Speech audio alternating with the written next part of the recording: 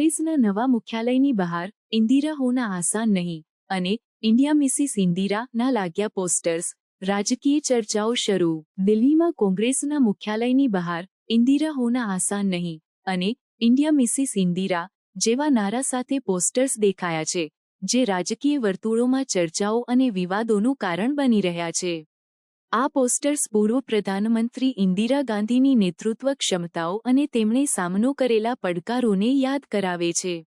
આ પોસ્ટર્સના પ્રદર્શન પાછળના ઉદ્દેશ અને સ્ત્રોત અંગે પ્રશ્નો ઉઠી રહ્યા છે।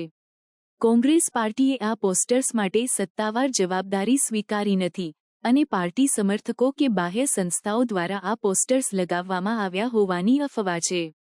પાર્ટીના કેટલાક નેતાઓએ સૂચવ્યું છે કે આ પોસ્ટર્સ પાર્ટીથી બહારના લોકો દ્વારા વિવાદ ઊભો કરવા માટે લગાવવામાં આવ્યા હોઈ શકે છે। આ નારા દેશના વિવિધ પડકારો વચ્ચે ઇન્દિરા ગાંધીની નેતૃત્વ ક્ષમતાની યાદ અપાવે છે।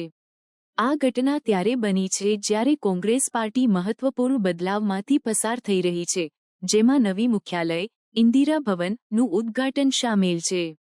નવી બિલ્ડિંગનું નામ ઇન્દિરા ગાંધીના નામ પર રાખવામાં આવ્યું છે, જે કેટલાક લોકો માટે અન્ય નેતાઓ જેમ કે મનમોહન સિંહના યોગદાનને અવગણવા જેવું લાગે છે। આ પોસ્ટર્સની દેખાવને પાર્ટી અંદરના આ વિવાદનો જાહેર અભિવ્યક્તિ તરીકે જોવામાં આવી રહી છે।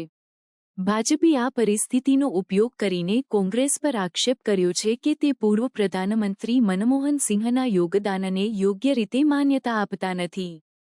તેઓ આ પોસ્ટર્સ અને નવી મુખ્યાલયના નામકરણના વિવાદને કોંગ્રેસની આંતરિક વિભાજનો અને પ્રખ્યાત નેતાઓની વર્તન તરીકે દર્શાવે છે। આ વિકાસ દિલ્હીમાં રાજકીય દૃશ્યને વધુ જટિલ બનાવે છે।